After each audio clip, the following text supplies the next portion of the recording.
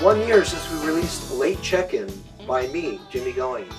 And we're really proud of this record, and we're happy that it's sustaining a life of a year.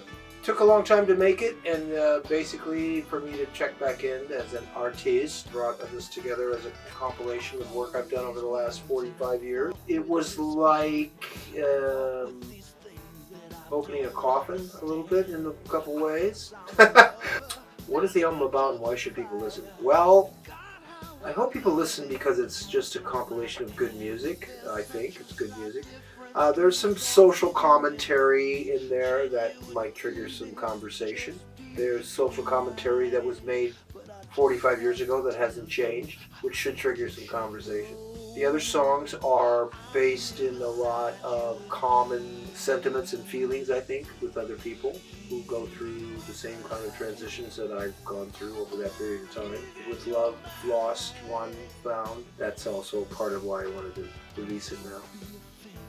I think the participation in remembering the people that are involved in those recordings and being able to remember them, some of them have passed, being able to honor them in a way that they felt represented, and being able to ask them permission to be able to release this music that we did so long ago, and then having them be proud of it. I think that's a big achievement over the time. Why not re-record all the songs? Okay, yeah. I think the 2-inch master process is a wonderful process for reconstituting and being able to revive recordings that were done. And people talk about having vintage recordings. These are actually recordings that were, some of these recordings were done actually, 45 years ago, and 40 years ago, and 35 years ago, and 15 years ago, and 10 years ago. But the digital process kind of took over after 1997, 98, and 2000. I was doing this stuff on the digital format. The baking process that goes into reviving and revitalizing the tape, which was done really masterfully at the Prairie Sun Studios in Katahdin by Brett Brazel and Muka Rennick.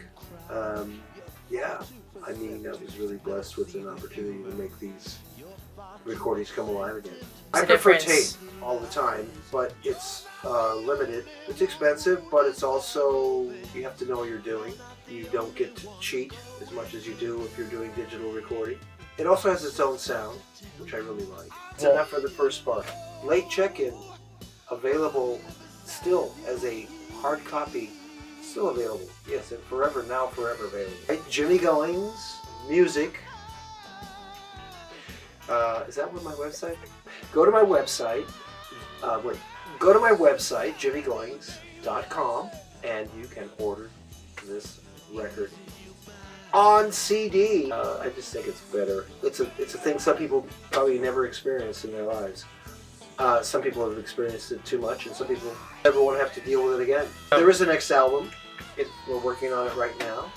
It's called Analog Dinosaur. It will be a 2025 release, so pick it up. jimmygoings.com. All streaming platforms and everywhere you get your music. Bam! That's what the people want. All right.